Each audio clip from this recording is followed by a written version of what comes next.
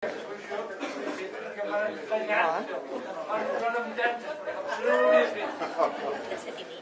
Ramon Blai, té la culpa. I la Júlia Quiles. Tres que tenen la culpa que hagi fet l'exposició.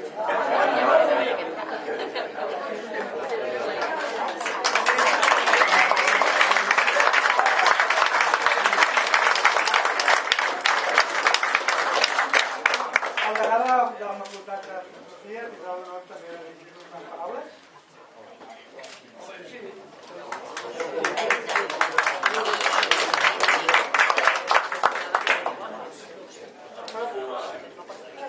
Ja quan l'ha vist, que no em volia veure, o sigui que ja he estat a punt d'amagar. Però penso que tots estem d'acord que darrere cada quadre d'en Josep Costa doncs hi ha un petit tractat, no? Un petit tractat, una reflexió.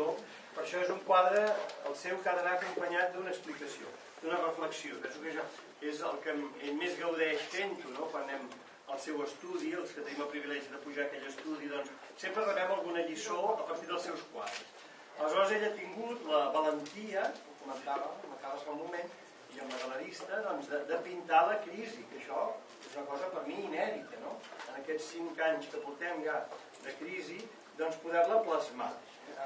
D'aquesta manera tan expressionista que ell fa, sempre amb una pinzellada d'humor, malgrat tot, una suau pinzellada d'humor, i jo dic sempre doncs, amb un porticó a l'esperança, perquè el color, la forma, el tractament del cos humà, doncs sempre hi ha un porticó a l'esperança. Però certament tota aquesta plasmació no s'improvisa, perquè en Francesc Costa, els que el coneixeu bé i d'anys, sabeu que és un expert en allò que el doctor Torres i Bages deia la ciència del patir. Ell ha pres la ciència del patir.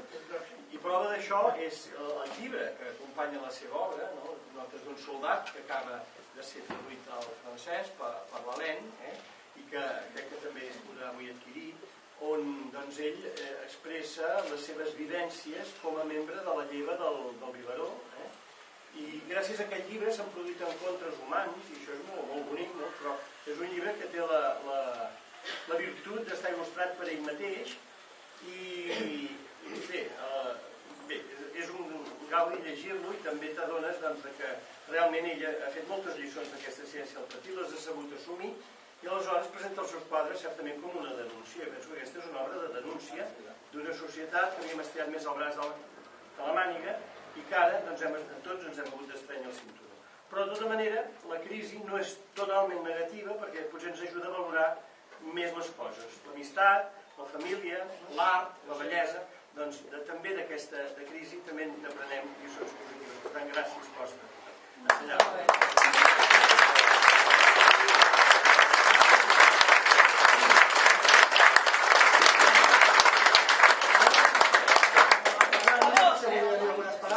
Bueno, jo només que estic molt agraïda a tots de la vostra presència i en especial d'en Francesc Costa, que és tan estimat aquí a Badalona.